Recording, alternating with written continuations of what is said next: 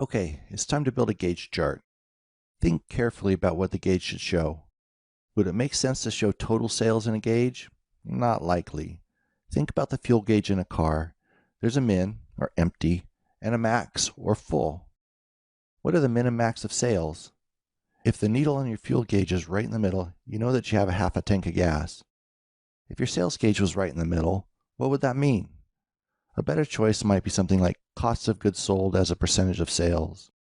You know that the min is 0 and the max shouldn't be more than 100% because then you'd be losing money. So let's try it. First, let's get rid of this monstrosity. There are two ways to delete an object. You can click on it, hit your delete key, or you can right-click and choose remove. To build a new chart, we'll right-click, new sheet object, and chart.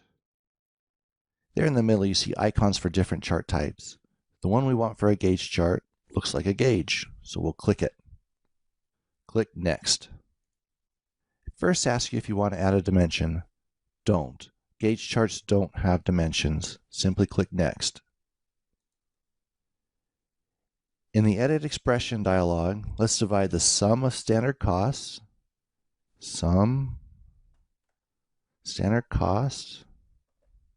by the sum of list price. Click OK and finish. And you get a pretty ugly chart. Let's move it over here a little bit. Before we fix it, however, hover your cursor over the needle of the gauge. It shows a long decimal value. Keep that in mind as we work on the chart. Right-click and go to Properties. The first thing we're going to fix is the style, so click on the Style button. Let's move this out of the way. You can see that there are 7 different looks you can give your chart. You can make it a linear gauge. Click it. Hit Apply. We can make it a thermometer. Apply. A stoplight, if that makes sense. Not in this case. Horizontal thermometer, or even an LED, which I recommend you never use. We're going to choose the top left because we like the minimalist style. Next, click on the Number tab. Remember that long decimal? This is where we're going to format it to look like a percentage. Click on Integer and Show in Percent. It'll give you a preview of the format pattern. Click OK and hover over the needle again. Much better. Go back to the Properties and click on Presentation. On the top left, you can set the min and max of the gauge. For this one, we'll leave 0 and 1, or 0 and 100%. The segment setup lets you define how many different colors you see in the chart. The default is 2, but let's add a third. So we'll click Add. Now think about what the colors mean. Green is good, yellow is caution, red is bad. For cost of goods sold, it's better to be lower. Segment 1 is already green, so we'll leave it. Make segment 2 yellow by clicking on the color box and choosing yellow. Segment 2, yellow. OK, and OK. And let's make segment 3 red. And red. Click OK. OK. Click Apply. And there are your colors. Notice that the segments are evenly spaced. That's because Auto Width Segments is checked by default. If you have business rules that specify good and bad, we can code those into the chart. Start by unclicking Auto Width. Now the lower bound box can be edited. You've decided that as long as your cost of goods is less than 50%, you're in the green. Between 50 and 70% is okay, but not great, and anything over 70% is bad. Click on segment 2 and change the lower bound to 0.5. 0.5. Click on segment 3, make it 0.7. Click Apply. Now the colors mean something to you. A quick look shows yellow, so you know it's time to go looking for the culprit. Now the appearance. The black outlines are pretty harsh, so hide segment boundaries and hide gauge outlines. Click Apply. It looks a lot better. Next, fix the title. Click on the General tab, and in the Show Title and Chart, put COGS for cost of goods sold. Go to the Caption tab and uncheck Show Caption. Click OK. Then let's resize the chart to make everything fit.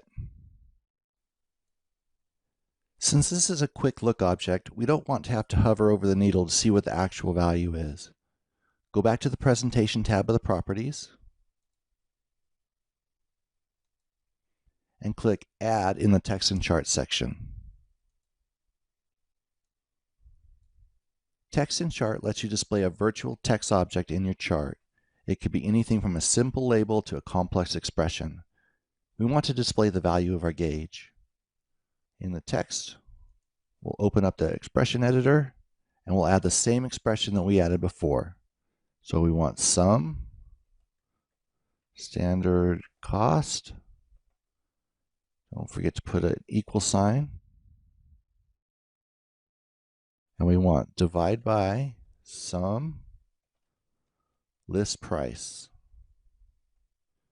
Just like in a text object, we have to format it. So we'll do a num, open parentheses. At the end, we put a comma, single quote, and we'll do it as a percentage. Pound, pound, percent. Single quote.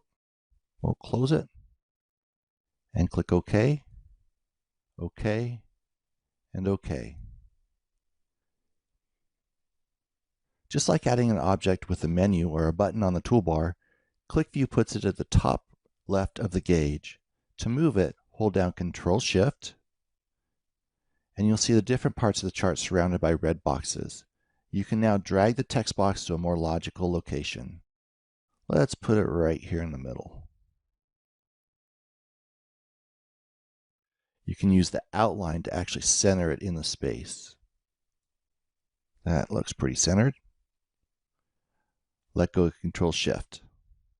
Problem is it's left justified. Let's go back to your properties. You can double click here to open up the text and chart dialog. Change the alignment to centered. We can make it a little larger by clicking the font and say 12. Click OK, OK, OK. That looks about right. Not only will the needle change with your selections, but so will that value. We have 2015 selected. Let's unselect it. Oh, doesn't change much. Let's back 2013. Change down to 58%. Maybe Aurora down to 57%. Anything you select in your selections will change your chart. One last thing you can do with a gauge. You can put an action on it just like a text object. As an example, you might want to turn it into a panic button. Click on it and it takes you where you build deep dive objects so that the users can act on what they see. We won't do it yet since we haven't built those objects yet, but keep it in mind as you build functionality into your apps. One final word on gauge charts: don't overuse them. They take up a lot of valuable space and only give you one piece of information. Start with the attitude that one is too many, and then think through why you're being asked to create one. If it's because you need that quick look visual, great. Otherwise, just say no.